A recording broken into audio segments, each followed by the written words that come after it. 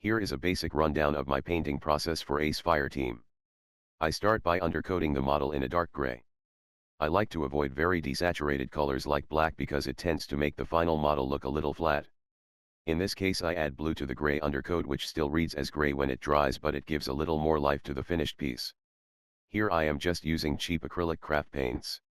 You could certainly use nicer paints, but this is what I am used to.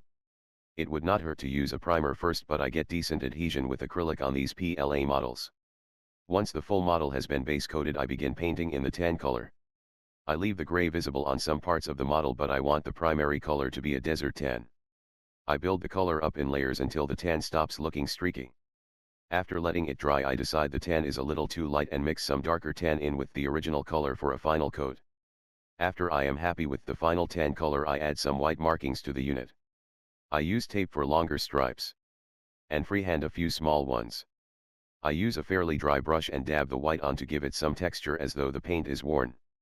This also helps prevent the paint from bleeding under the tape. I assemble the model to get an overall look at it and decide if it needs more markings. I would typically add some decals or stencil on some unit numbers and other markings, but for this demonstration I will leave it as is. The next step I take is mixing a dark brown wash color that will work with the tan. I mix this wash with just acrylic paint and water, although again there are better products for this technique. This is just what I use. I use the tip of the brush in the recesses and corners of the model, allowing the paint to flow into the crevices. If I get paint outside the lines, it can be quickly dabbed off the surface. Any surface stains from this process read as weathering once dry. This process helps highlight surface details like bolts and accentuate panel lines and makes the model look more dimensional. After the wash has fully dried, I rip off a small piece of sponge and mix a medium gray-brown for paint chipping effects. Worn steel will usually be a dark gray with some browns from corrosion and shinier highlights for fresh damage. I try to make a color that does not contrast too much with the base coat, so this gray is a little on the light side. Using tweezers and dabbing most of the paint off the sponge gives a nice approximation of the type of chipping that occurs on military vehicles. I focus the chipping on raised edges and parts of the model that would get the most wear.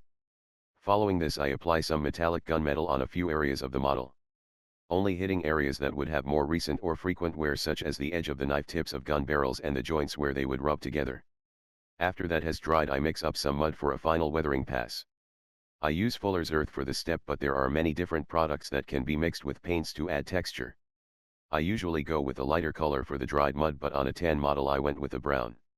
I mix a gray-brown that makes a good dirt color. I apply the mud heavily on the feet and where it seems like it would naturally splash on the model. In some locations, to add additional texture, I add more Fuller's Earth to the muddy spots, and in others I add water to thin it out. Higher up on the model I mostly add light mud as a filter on areas where dirt and dust might get kicked up in combat. This model is not going to be extremely filthy, so this should be plenty. The final step I take is using a graphite stick to polish edges around the model. You could also use a pencil for this as well. It adds a nice subtle worn edge effect around the model and gives a realistic metallic shine that catches the light. I usually apply graphite over any metallic paints used previously as well to give a slightly more realistic feel.